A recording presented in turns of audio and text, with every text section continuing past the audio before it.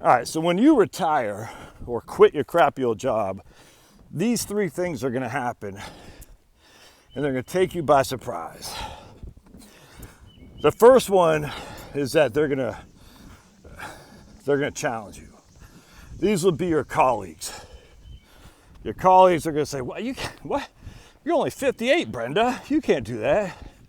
What about healthcare? You can't afford it. Don't you know you need $8,000 million? What?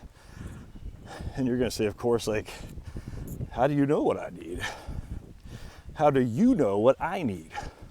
Well, because my financial advisor, so maybe you need to revisit who your financial advisor is there, guy, because what kind of models is he using?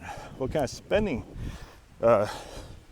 projections is he using? Because at the end of the day, if his model is wrong, which most likely it would be, and you're continuing at your crappy old job, getting heavier and heavier by the moment, that might be a model that's suspect, because you might not be around long enough to enjoy your retirement first and foremost. What about healthcare? Well, that's an issue, 100%. There are options, though, for healthcare. What about long-term care? Is working an extra 3 to 5 years going to mitigate long-term care? No. In fact, if anything, it definitely will probably mitigate it, simply because it'll put me in the ground sooner. I won't need long-term care. But at the end of the day, working isn't going to solve the long-term care issue. It's just not. Well, you have more money reserved. All right, so if we're literally going to say long-term care is like, the naysayers will say $200,000 a year, you're going to need a hell of a lot of money to cover that $200,000 a year. So you might as well work until you're 80, if that makes sense. So all these naysayers, they're going to be out there. And the reason they're out there is because they're jealous. They're saying, I can't believe it. And you're going to say, all right, well, I'm willing to take the chance. All right.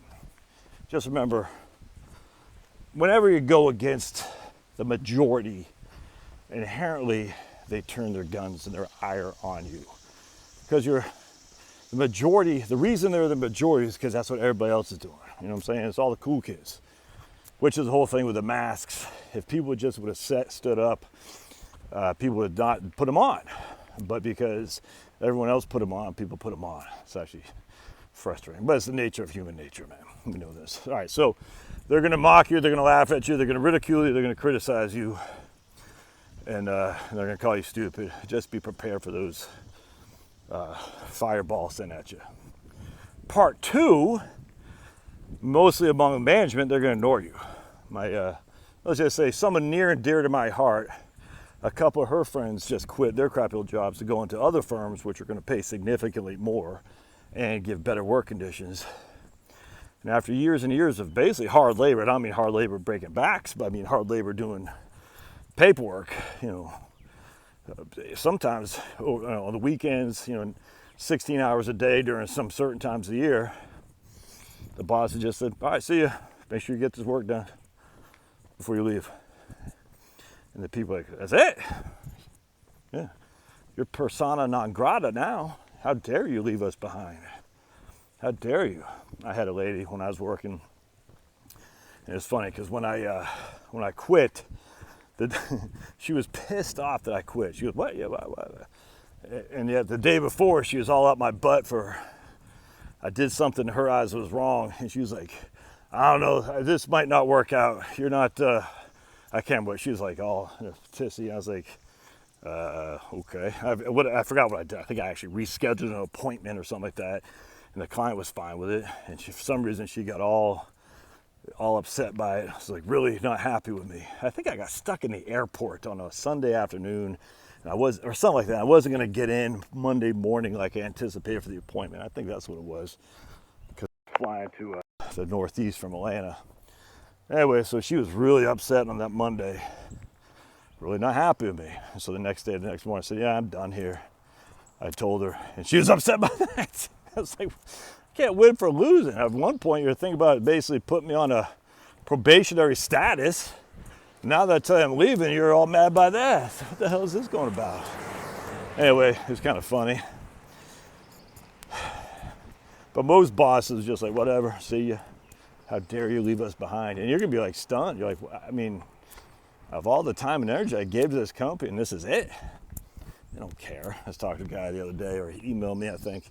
He's like, yeah, man, I thought I was in a pretty secure job. You know what I'm saying? Until one day it was no longer secure, and I'm on the freaking food line at that point. He goes, I couldn't believe it. They just said, hey, we don't need your services anymore. He goes, well, I thought we're like close-knit community here. Well, we're close-knit while the money's coming in. The money goes out the door. And we're still close-knit for the people who remain. But you ain't remaining, baby, so get on out. He said, yeah, that was a lesson right there, because I thought they actually cared. They don't. I actually had a number of people, older guys, 55 plus, white guys quit in various companies. And right now they're like, dude, what do we got to do to get you to stay here? One guy said they give him a 50% pay increase. He's like, well, if you could afford that, you should have done that before I quit. Another guy from West Virginia just literally emailed me yesterday saying he just quit. And his boss like, what can I get you to do to stay? He's like, nah, I'm out. No ill will, but he's like, it's time for me to fly. I gotta set myself free. Look at that. I'm sailing the seas of cheese at a noon on a Tuesday afternoon. You could be doing the same thing if you work for yourself. Now, just because you work for yourself doesn't mean you don't have obligations, trust me. The problem of working for yourself is the ebb and flows of the economy. The busyness comes and goes, man. It's frightening, which is why you gotta make sure you have savings. My wife's gotta cut this up. Called me moppy. I'm gonna shave. I was thinking about growing a beard. I don't like beards, dude. It's itchy. And once it gets kind of long, I don't think it looks that good. Of course, I'd look like Santa Claus. My beard would become out white, and people would start thinking I'm smart now because I have a white beard. Like, damn, you're a man of the world with your white beard. I said, yeah, I should have a ponytail. Ooh, that's what I should do. Have a white beard and a ponytail. People are like, damn, dude, you're worldly. You must know a lot. Short hair, Harper Wheeler's tank top. People like, oh, this guy doesn't know what he's talking about. Shaved face. He got no experience. He's a typical middle-aged white guy. He got nothing. Oh, a ponytail, white beard. Get a pot belly. People are like, damn, dude, you're smart. Play a mandolin. That's what I should play, a mandolin or harp. And I mean a harp like the old time, like a harp, like a blues harp. Anyway, let's keep going. All right, so that's two things. They're gonna ignore you, they're gonna laugh at you, and they're gonna get angry with you. One of those three things.